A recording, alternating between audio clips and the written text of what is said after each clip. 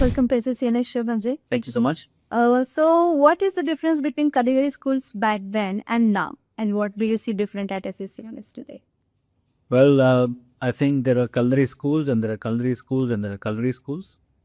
And when I say this with utmost respect to our system. But unfortunately, if I look at IHMs, they have not evolved.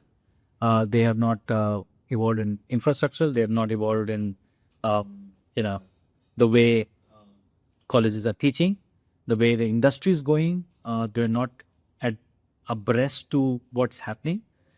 And it's sad because that's the highest order of degree that hotel management students looked up to.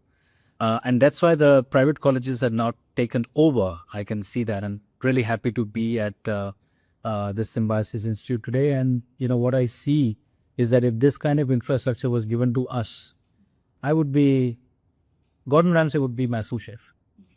Yeah, I could say that because it's all about equal opportunities. But at the same point of time, it also means that you've been trained well under trained leadership, under good guidance. But at the same point of time, also great infrastructure because, there were so many things that we only saw 8, 9, 10 years later when we passed out from college. We did not know what a salmon looked like. Probably you cook with salmon. Here, we were told this is salmon, this is lobster, on a, not even on a TV, but on a, on a chart or maybe a photograph on a book. And we used to imagine, oh wow, salmon looks great. It's pink in color, and that's because of astaxanthin. Yeah.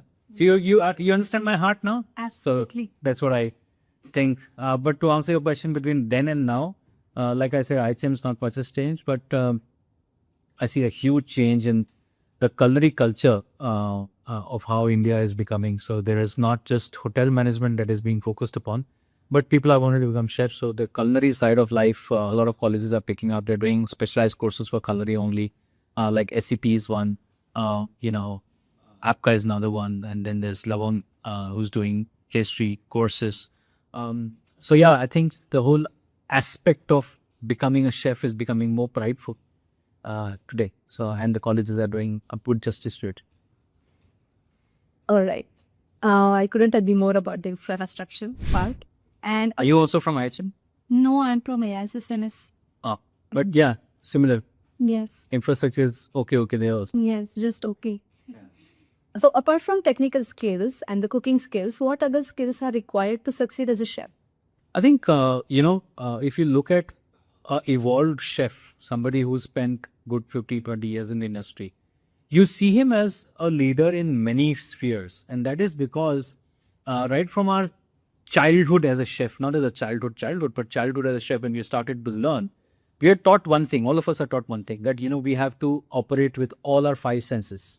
And, when you start operating all your five senses together, you are then a very open-minded person, whether a man or a woman, and you look at life with that lens, which not many people do, because a lot of people just are either consumers from their eyes, but not users of their eyes.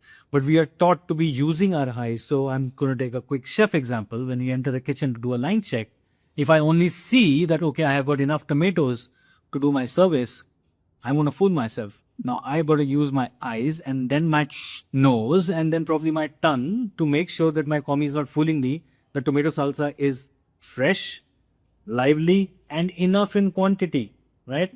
Now that one check in 1 minute has proven 3 ticks. Not many industries teach you this. Absolutely. You take this learning out into another sphere of life, it will start giving you so many answers. So I think, to answer the question that what other things that you need is an open-minded structure. But the most important thing is that, whatever you are describing, today the world is here, right? And everybody looks at Instagram. And a lot of chefs that I meet say that, no, I'm not an Instagram person. Hey, you know what? If you're not going to be that Instagram person, somebody who's not a chef will prove himself to be a chef becoming an Instagram person, because jo dikh raha hai, wo bik raha hai. So if you're a chef, you better know how to communicate from, again, all your five senses, right? You can communicate with all your five senses in a hotel or the restaurant that you're working in, because the plate that you're putting out does showcase all of that. But that one sense of reaching only 50 people is not enough. You have to reach out to 5 million people. And that's how you need to use this sense and this sense a bit more. So communication, I think, is very big. If you can't sell your own product, I heard this a statement somewhere that if you don't blow your own trumpet, somebody will use it like a spittoon. Absolutely. So you got to blow your own trumpet. There's no harm in it because everybody's doing that.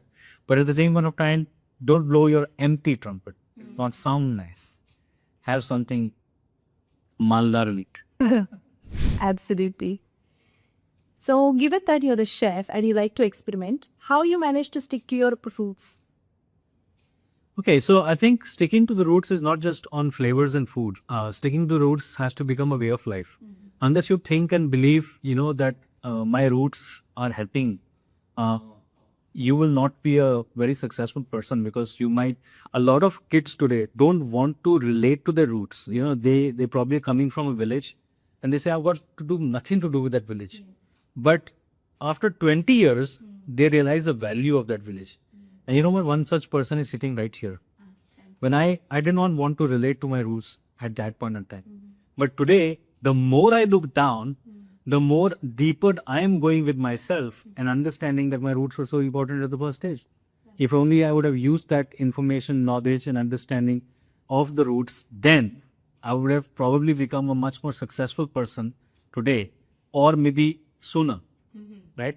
So I think the crux of the matter is that, we are Indians. We have the love for food. We have a love for our family. And if you tie all of that in to become a chef, I think you're just going to be that happy person who loves to feed. And that unless you're a happy person inside, you can't showcase, you can't show off. Right? So that has to do a lot with who you are in your roots. And unless you're happy in your roots, then your fruit is not going to show up. Absolutely. So if you have a problem with your fruit, don't look at the shoot, but look at the root. True. Interesting. Very well said. And one last one. What is the thought process that goes behind curating menus for different restaurants or cultures? Okay, so the first thing is that I like to challenge myself. I like to challenge myself, but if I'm curating, so I have a restaurant consultant. I don't only create one restaurant chain. There are obviously works that we doing for creating a restaurant chain, but we are also creating different restaurants. So first one is to, firstly tell myself that I'm not going to give out the same menu everywhere. I will have a differentiator. So that's my first approach. I would like to challenge myself. I like to challenge my tea. The second aspect is that, once we are challenging ourselves, we also come across various cooking techniques the world is using today, which may or may not be things that we've learned ourselves during the course of time. And we all tell each other in our team, we are not a big team, but we are just 5 or 6 of us. And we tell each other that we learn from each other and we learn continuously. So anybody who stops doing that, doesn't remain the part of the team anymore. So we have to learn from each other and we will keep learning. So that scope always is there that, today you learned something else, tomorrow you learn something else, and then you're using that.